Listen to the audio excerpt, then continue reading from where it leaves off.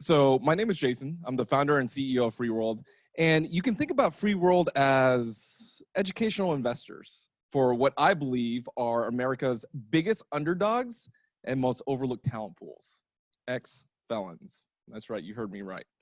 FreeWorld is actually prison slang for life outside of the gates. So now you've learned something and now you have a little bit of street cred. So I wanted to start off by sharing a problem that we all have, whether or not we know it.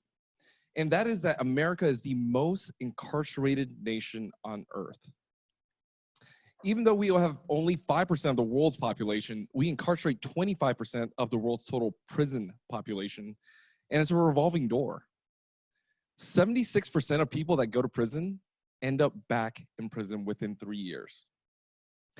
And out of the people that go back to prison, 89% of them are unemployed when they get rearrested. So there's a high correlation between being able to feed yourself and your family and having to steal and deal in order to survive. And it's extraordinarily expensive.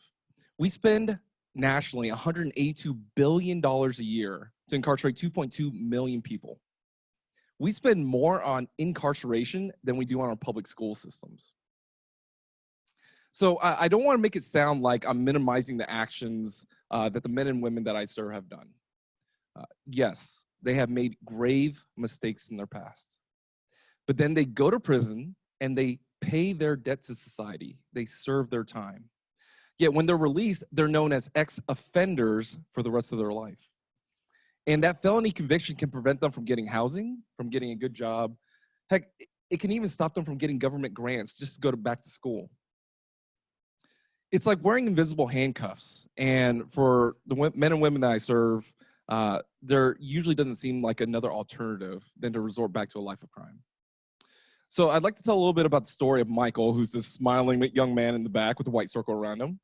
And Michael is 64 years old, and he just came home after doing a 30-year prison sentence. And 2 months ago, I got to meet him over the weekend. And 2 months ago, he came up to me and he said, I was standing on top of a bridge and thinking about ending my life. And the reason why is because when I got released, I was told no by almost everybody, whether it came to a job, to getting a bank account, to getting housing. And he just didn't feel like there was any way that he was going to break out of the cycle. And so I'm happy to report that today, his parole officer has told him about our program. He's currently in school, and within the next 2 weeks, he's going to graduate and get a really, really awesome job. And that awesome job is in trucking, something that you guys are a little bit familiar with. So out of all the vocational trades that we could have picked, we found that trucking was the cheapest, the fastest to graduate, and one of the highest paying jobs out there. And this is how our program runs. So we provide all the upfront capital to put somebody through school. So on average, it costs us about $2,000 to put somebody through trucking school. On top of that, we spend another $1,000 to pay for the DMV fees, as well as some food and travel in order to get to the school. And what we've learned is that if you're hungry or if you've had to walk 3 miles just to get to school, you're probably not going to learn as fast. So we provide the living stipend to help them get through school. And our whole goal is to create this as a self-sustaining model. So we came across something that's called an ISA, or income sharing agreement. Has anybody ever heard of that before, or a school called Lambda School? All right, so you guys have heard of it? So what an income sharing agreement is that it's a new financial instrument. And basically, it's not a loan, but what you can do is that if you're earning a minimum of $40,000 a year, this is how our program works. If you're making a minimum of $40,000 a year, then you pay back a percentage of your income over a set period of time. And you have a cap to it. So our cap is $8,000. If you're making less than $40,000, then you don't have to pay anything at all. And so for our guys, on average, they're going to pay about $2,000 every single year for a total of $6,000 with an $8,000 cap. And so if somebody goes and they get an awesome job paying $100,000, instead of paying 7.5% with $7,500 in that first year, once they hit that cap, they never pay a dime more. And this allows us to become self-sustaining, and we go out and raise money philanthropically in order to accelerate our growth. So the beginning of the organization really started with a guy named Matt Mosheri. And Matt is a successful entrepreneur and investor who sold his company in totality for about $500 million. And after traveling around the world, one of the things that he found is that people with criminal histories, for the most part, are just looking for a job to stop going back to prison. And he found that in the trucking industry, there's such a huge demand for drivers that it seemed like a really natural fit. And so he literally would call up parole officers and say, hey, do you have any felons that are interested in going to trucking school?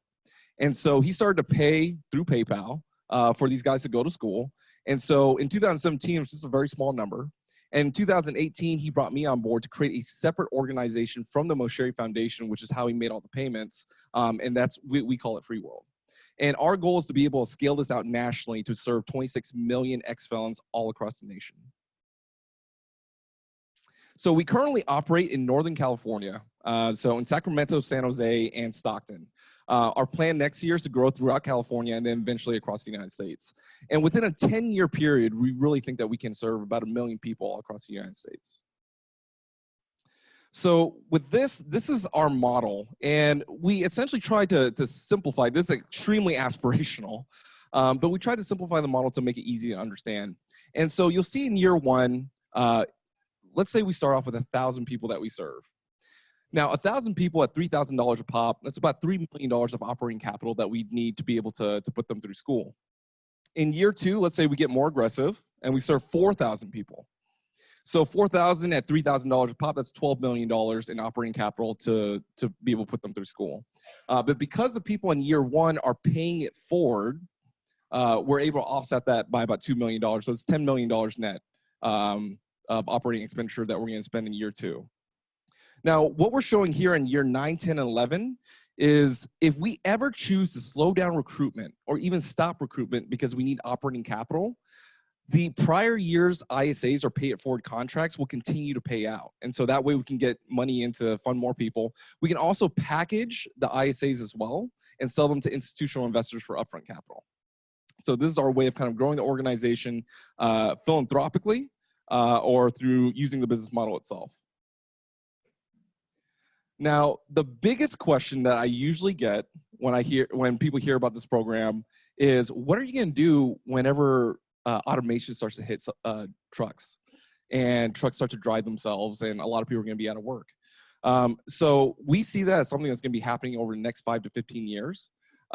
For us, whenever that does come, we'll just switch over to a different field, like construction, for example, where we can train people and get them high-paying jobs. So the main focus here is that they're felon friendly. And here's the team. So we just made our first hire, Brian Troy. So he's a felon out of Texas, and he's helping us build a virtual classroom experience. And so we don't have any people on the ground in each of these cities where we're deploying the program. We partner with the trucking schools. They do all the education themselves.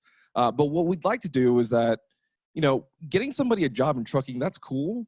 But teaching them the financial education in order to be self-sufficient and save up for a car or a home or to be able to put their kids in a better neighborhood, that's what's really cool for us. And so we're building out this curriculum that's going to allow people to essentially learn how to use resources like Mint.com or Credit Karma or Wealthfront, for example, and clean up their financial histories and also build for their futures. So some of you have probably read my bio and might have a couple of questions about it. And so I would like to take the chance to be open and vulnerable about my own past and share with you the reason why I'm doing this work. So first thing is, this is me.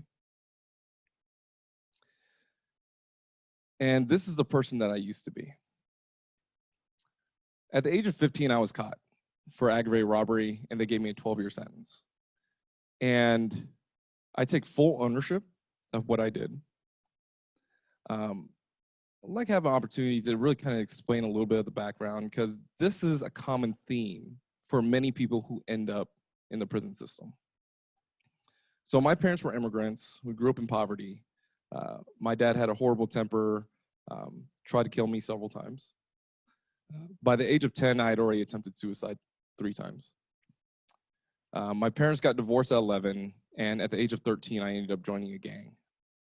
And for me, the reason why I joined the gang is because it was a family I didn't have at home. And it was a group of people that I loved and respected, and they loved and respected me. So because I joined this gang, we end up doing some dumb stuff. I get caught and I go to prison. And that's where I hit my lowest point.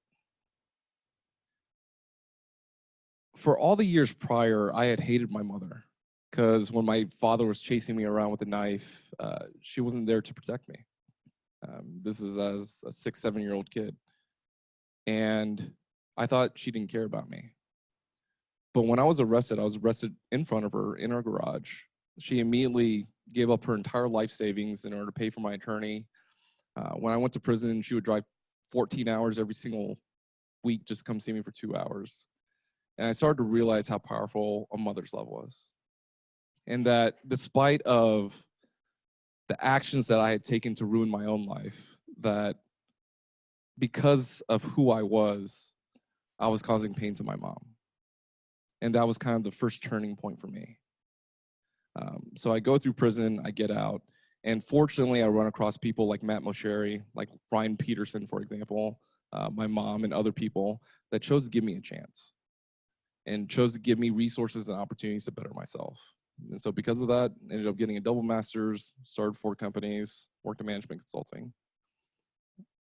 But what I found when I was working in all these different positions is that the thing that gives me life is to help other people with criminal histories, because I understand what they've gone through. And my story is not an isolated story. We've got a guy, Justin Wold. He was born out of a conjugal visit. So that's where you can have sex in prison with your wife. And his father was a deadbeat, went to prison all the time, came out, family was all addicted to drugs. He went to prison for the first time at the age of 6, or he went to jail at the first time at the age of 6. And it was just a repeating thing for the rest of his life. And so I hope that my story and the stories of our graduates will inspire a little bit of empathy to hear not only about what they've done, but also the backstory to it. So in a second, I want to introduce one of the graduates of our program. But he is shaking in fear because this is his first time ever speaking to an audience of this size. And so I'm only going to allow him to come up if all of you stand up and hoop and holler as if you just made parole. So do you want to hear from him?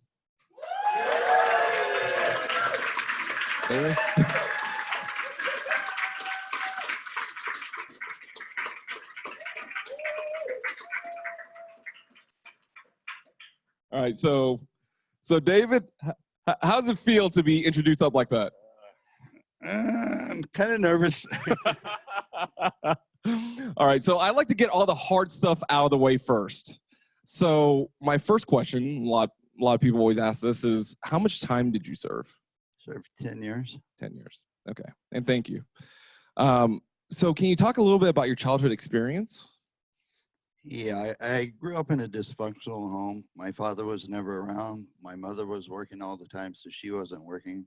When my father was there, he was a very abusive father. When I failed the 5th grade, he got upset with me, threw me on the floor, busted my jaw, broke my arm. However, my mother, she was a very loving mother. So. And so I always like to say, I don't think that anybody is born out of the womb wanting to commit crime. A lot of times it's childhood factors end up pushing people to go to negative circumstances. So can you talk about the lead up of going to prison? What was your life like? Before I went to prison, I had a trucking company, 5 trucks, 8 employees, making good money, had a house, lakefront property, but that led to drugs and alcohol, and just went down the wrong road from there. And so when you got into prison, what was the experience in prison like? Prison was kind of sort of, I guess you could say it was a life-saving experience, because before that, like I said, I was into drugs and alcohol.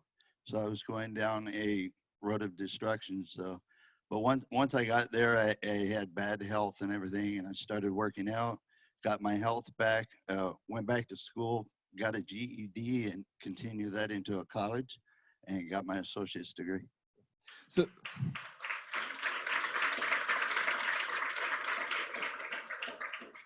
so while you're in prison, were there any type of vocational opportunities or like what's the reentry process like? Do they prepare you for life once you get released? No, there really wasn't anything. Defy Ventures did come in there and they helped right at the end, but as far as that, there was no rehabilitation or anything. So that's the funny thing about corrections. So the entire prison system is called the Department of Corrections, but honestly, there's not really a whole lot of correcting happening in prison. And it is a purely punitive system, and that doesn't prepare you for life once you get out. If you've been gone for 10 years like David has, life moves extremely quick. I remember when I was incarcerated, I went in when we had the Razor phones, the thin little foldable phones. When I came out, it was the iPhone 2. And many of our guys, they went to prison before the internet was even around. And so to be expected to use a smartphone to get a job, to do all these different things that they have no clue about there needs to be changes inside the prison system.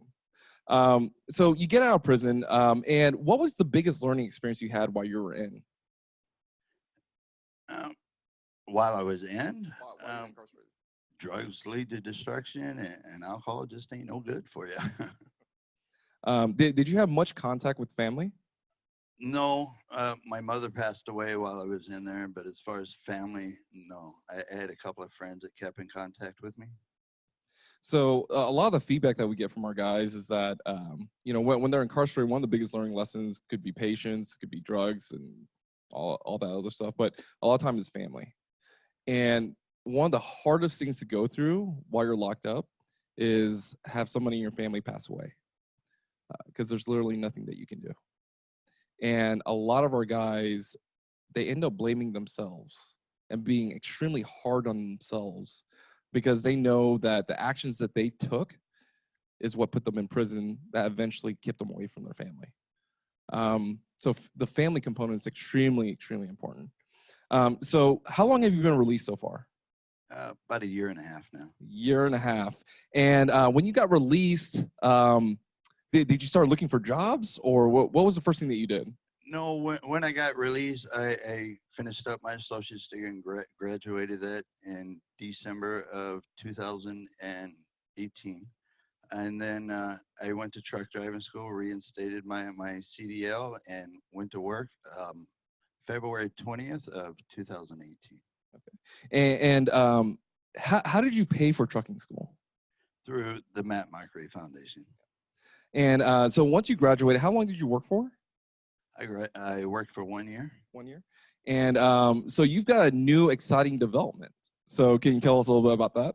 Well, I went back and started my own trucking company again. So I've been driving since March, and I'm going to be doing that hopefully for a year, and then start adding more trucks to it and start hiring felons.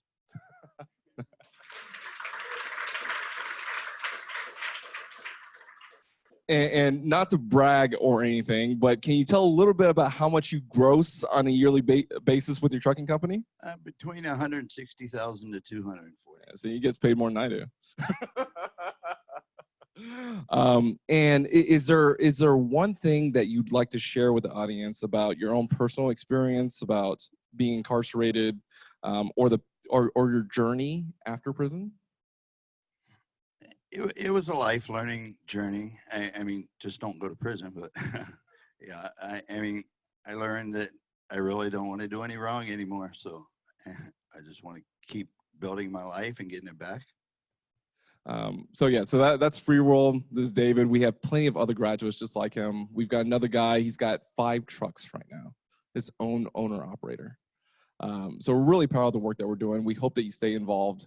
And you know, so here's my email. That's my Twitter if you guys want to follow me. And we'd love to invite you to prison one day to come experience it for yourself. And you get to leave. So thank you.